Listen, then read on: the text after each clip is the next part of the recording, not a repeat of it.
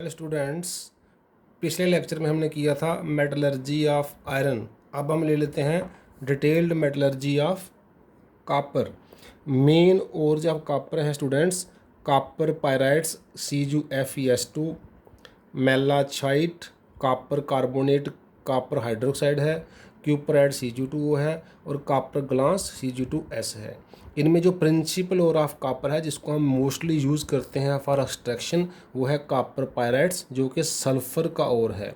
इसलिए कंसंट्रेशन के लिए जो सल्फाइड ओर के लिए मेथड लगाते हैं वो हम यहाँ यूज़ करते हैं।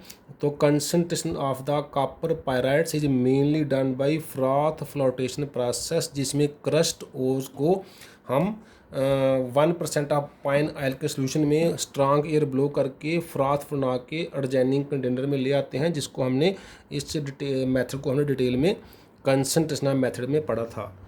जब कंसंट्रेशन ऑफ ओर हो जाएगी तब ओर की करते हैं roasting. The concentrated ore is strongly heated in the presence of excess of air in a reverberatory furnace. The impurities of sulphur हो गया, फास्फोरस हो गया, आर्सेनिक हो गया, एंटीमनी हो गया, are removed as their volatile oxide बन के उड़ जाते हैं। जैसे SO2 का SO2 बन के उड़ जाता है, इसका P का P4O10 बन के, AS का AS2O3 बन के। कॉपर पायराइड जो है is converted into mixture of FeS ferrous sulphide and cuprous sulphide Cu2S और FeS, which in turn are partially oxidised. तो जैसे ये है कॉपर पायराइड ऑक्सीजन से कॉपर सल्फाइड और क्यूप्रस सल्फाइड और फेरस सल्फाइड बनाएगा, ऐसे FeS का Fe और SO2 एस्केप कर जाएगा, Cu2S का Cu2O बन जाएगा, Cu2 और FeS से डबल डिस्प्लेसमेंट रिएक्शन करेंगे, Cu2S और FeO बन जाएगा। ये S इधर और O इधर। जब कंसंट्रेशन कंप्लीट हो जाती है, मोस्ट ऑफ दी जो इम्प्योरिटीज हैं वो वोलेटाइल ऑक्साइड बन के उड़ जाती है। उसके बाद करते हैं नेक्स्ट स्टेप स्मेल्टिंग। तो स्मेल्टिंग में क्या करते हैं, the roasted ore is transferred to a blast furnace and a heated there with coke and sand in presence of air. उससे फिर से जो थोड़े से और वोलेटाइल कंपोनेंट जो है वो एवेपोरेट कर जाते हैं। FeO combined with silica to form slag. FeO SiO2 से मिलके स्लैग बन के ऊपर फ्लोट करने लगता है। Cu2S और FeS फिर से Cu2S क्यूप्रस सल्फाइड और FeO बनाते जाते हैं। FeO स्लैग बन के निकलता जाता है। जैसे MnO वगैरह होगा वो भी स्लैग बन के निकल जाएगा। Slag which forms a separate layer at the top can be, उसको हम क्या कर लेते हैं, उसको हम रिमूव कर लेते हैं। एंड द लोअर लेयर जो है इज लोअर लेयर का जो बच जाती है, जो मोस्टली Cu2S होती है, उसको बोलते हैं मैटे। तो मैटे क्या है, जब कॉपर की स्मेल्टिंग हो जाती है, most of the impurity slag या फिर वोलेटाइल ऑक्साइड बन के उड़ जाते हैं, तो जो बॉटम लेयर बचती है वो mostly consist of cuprous sulphide and some other components. वो रिच इन कॉपर है, उस रिच इन कॉपर को बोलते हैं मैटे। मैटे क्या है, ये chiefly consist of cuprous sulphide, the lower layer of furnace and contains molten copper excess sulphide. Now recovery of copper from matte. Copper metal को मैटे में से एक्सट्रैक्ट करने के लिए उस प्रोसेस का नाम दिया गया है बेसिमराइजेशन। ऐसा इसलिए नाम दिया गया है क्योंकि इसको बेसिमर नाम के कन्वर्टर में करते हैं। ये जो डायग्राम है, it is a type of Bessemer converter. It is a pear shaped furnace made up of steel and lined inside with basic refractory material such a lime और MgO, जहाँ इसके ऊपर लाइनिंग की होती है MgO की और या फिर CaO लाइम की। And it stands on A horizontal axis and fitted with A small pipes. ये स्मॉल पाइप है जिसमें टायर्स लगे हुए हैं, जहाँ से हॉट एयर और सैंड जिसमें से फ्लो की जाती है, जो फ्लक्स का काम करती है। द मोल्टन मैटे होता है is taken in the converter, top से कन्वर्टर में ऐड करते हैं।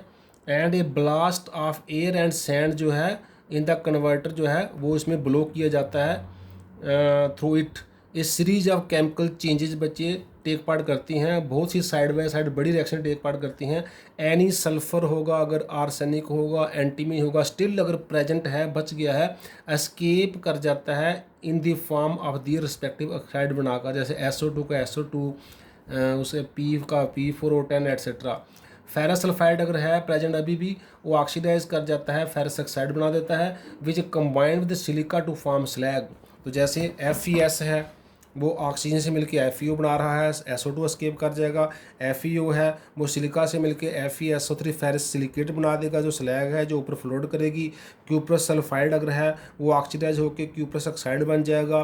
क्यूप्रस सल्फाइड और लास्ट में क्यूप्रस ऑक्साइड आपस में ही सेल्फ रिडक्शन ऑक्सीडेशन करके कॉपर जो है हमें मिल जाएगा, जो नीचे सेटल कर जाएगा और SO2 एस्केप कर जाएगी। तो बहुत सी रिएक्शन हो रही हैं साइड बाय साइड, और ये जो मेन रिएक्शन है जिससे हमें कॉपर मिल रहा है वो क्या है, वो सेल्फ ऑक्सीडेशन रिडक्शन है कॉपर सल्फाइड की और कॉपर ऑक्साइड की एक किस्म की। ये डबल डिस्प्लेसमेंट रिएक्शन है, S जो है O के साथ एस्केप कर गया और कॉपर रिड्यूस होकर दोनों में से, इसमें से भी कॉपर निकला, इसमें से भी कॉपर निकला, वो हमें कॉपर जो है मिल गया। कॉपर जहाँ इस कन्वर्टर में नीचे जहाँ सेटल हो जाता है और स्लैग इसके ऊपर फ्लोट करती है, इसमें कॉपर जो बन रहा है और जो टायर जिस जहाँ से एयर आ रही है इनके बीच में थोड़ा गैप सफिशेंट होता है, सो दैट कॉपर ऑक्सीजन से मिलके फर्दर ऑक्सीडाइज ना कर सके। बाद में कॉपर को सैंड के मोल्ड में कलेक्ट कर लेते हैं और कूल करते हैं। जब कूल करते हैं ड्यूरिंग सॉलिडिफिकेशन क्या होता है, it gives out dissolved sulphur, उसमें से गुली हुई जो गैसें अभी भी बची हुई हैं वो बाहर निकल रही हैं, विच लीव्स ब्लिस्टर्स लाइक मार्क्स, जैसे ये गैस बाहर निकली ऐसा मार्क रह गया, ऐसा मार्क रह गया, इसको बोलता है ब्लिस्टर लाइक मार्क्स। तो जो ये वाला कॉपर जब सैंड के मोल्ड में इकट्ठा कर लिया तो इसमें से गैस एस्केप कर रही है, एस्केप करने से तो उधर से एस्केप की उधर से सॉलिडिफाई हो गया, तो इस तरह का मार्क रह गया। इसलिए इसको जो हमें कॉपर मिल रहा है फर्स्ट स्टेज में क्रूड कॉपर जो है, जो अबाउट 98% प्योर है, उसको बोलते हैं ब्लिस्टर कॉपर। तो ये जो हमें कॉपर मिला है ये क्या है, ये ब्लिस्टर कॉपर है, क्योंकि सॉलिडिफिकेशन के दौरान ब्लिस्टर लाइक इस पर मार्क्स जो है वो सरफेस पर हमें दिखते हैं, और ये 98% अप्रॉक्सीमेटली प्योर होता है। तो कॉपर की जो क्रूड कॉपर मिला है हमें, उसकी रिफाइनिंग के लिए हम इलेक्ट्रो रिफाइनिंग मेथड यूज़ करते हैं, जो हम पहले ही रिफाइनिंग ऑफ मेटल टॉपिक में पिछले लेक्चर में डिटेल में कर चुके हैं। इलेक्ट्रो रिफाइनिंग, उसमें हमने एग्जाम्पल भी लिया था इलेक्ट्रो रिफाइनिंग ऑफ कॉपर। अब हम बात करते हैं metallurgy of this extraction of zinc और मेटलर्जी ऑफ जिंक। तो मेन ओर्ज ऑफ जिंक कौन कौन सी हैं, जिंक ब्लेंड है ZnS, उसके बाद ये कैलामाइन है ZnCO3, जिंकाइट है ZnO। इनमें जो जिंक ब्लेंड है ZnS ये इसकी प्रिंसिपल ओर है, देयरफॉर इसकी कंसंट्रेशन के लिए हम क्या यूज़ करते हैं, फ्रॉथ फ्लोटेशन प्रोसेस, जो स्पेशल मेथड है for concentration of the sulphide ores. Froth flotation process concentration करने के बाद रोस्टिंग की जाती है, क्योंकि इसमें सल्फ़र है तो मोस्ट ऑफ दी जो इम्प्योरिटीज हैं वो वोलेटाइल ऑक्साइड बन के एस्केप कर जाएंगी। जैसे ZnS है वो ZnO में चेंज हो जाएगा और SO2 एस्केप कर जाएगा। और कुछ हमारे वोलेटाइल जैसे ऑक्साइड बनाने वाले कंपोनेंट हैं, आर्सेनिक, फास्फोरस वगैरह, वो भी ऑक्साइड बन के एस्केप कर जाएंगे। देन थर्ड स्टेप क्या है, रिडक्शन करना है ZnO का Zn के। तो ZnO जो हमें रोस्टिंग के बाद मिला है obtained is then made into briquettes, इसकी हम ईंटें की कुछ ईंट की तरह बना लेते हैं with coke and clay, Coke carbon के साथ और क्ले धूल के साथ, मिट्टी के साथ, and is heated bye producers gas, इसको हम प्रोड्यूसर गैस से गर्म करते हैं। इन्हें वर्टिकल रिटोर्ड होता है, जैसे ईंट का भट्ठा होता है ऐसे रिटोर्ड में इसको हीट करते हैं एट अबाउट 1673 केल्विन टेम्परेचर। उससे क्या होता है, जिंक विद बॉइलिंग पॉइंट जिसका 1183 है, बहुत ही कम है इसके कंपैरिजन में, वो गेट्स डिस्टिल्ड ऑफ, वो डिस्टिल्ड ऑफ होके बाहर आ जाता है and is collected by rapid chilling, और दूसरे कंटेनर में जरा बड़ा रैपिड चिलिंग करके बड़ी जल्दी ठंडा करके उसको हम कलेक्ट कर लेते हैं। ये रिएक्शन पॉसिबल है, ZnOC के साथ मिलकर Zn जो डिस्टिल कर जाएगा, बाहर निकल जाएगा और CO स्केप कर जाएगी। ZnO CO से मिलके भी ZnCO2 बना सकता है, CO CO2 स्केप कर जाएंगी। Zn और Zn भी वेपर बनाएंगे, जिंक भी वेपर बनाएंगे, लेकिन ये इमीडिएटली जो है हम इसको रैपिड चिलिंग से हम इसको कलेक्ट कर लेंगे, बाकी गैसेज जो हैं वो स्केप कर जाएंगी। इसकी रिफाइनिंग के लिए जैसे कॉपर की रिफाइनिंग के लिए ऐसे इसकी रिफाइनिंग करते हैं, इसका मेथड है इलेक्ट्रो रिफाइनिंग। तो इलेक्ट्रो रिफाइनिंग जैसे हमने कॉपर का रिफाइनिंग पढ़ा था, उसमें कॉपर जो है प्योर एंड कैथोड बनाते हैं, जहाँ प्योर जिंक कैथोड बनाएंगे, वहाँ प्योर इम्प्योर कॉपर एनोड है जहाँ इम्प्योर जिंक का एनोड बनाएंगे, और जिंक का इस साल्ट जो है जिंक सल्फेट जो है वो इलेक्ट्रोलाइट लेंगे।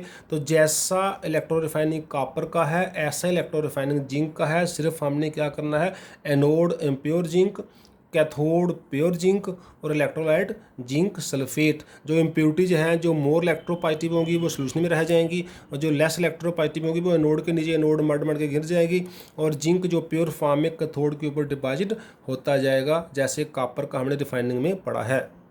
सो ड्यूरिंग रिफाइनिंग जो जिंक आयन्स सोल्यूशन में डिजॉल्व हैं वो इलेक्ट्रॉन गेन करके रिड्यूस होकर जिंक सॉलिड बन के वहाँ डिपॉजिट हो जाएंगे, और एट एनोड जो जिंक सॉलिड है वो 2 इलेक्ट्रॉन लूज करके ऑक्सीडेशन करके जिंक एक्वस बन के सोल्यूशन में चला जाएगा। दूसरी इलेक्ट्रोपॉजिटिव जो मेटल है वो भी सोल्यूशन में चली जाएंगी, लेकिन वो सोल्यूशन में डिजॉल्व रहेंगी जब नीचे नोड के नीचे सेटल कर जाएंगे नोड मड की फॉर्म में। तो आज के लिए हम इतना ही रखते हैं। थैंक्स।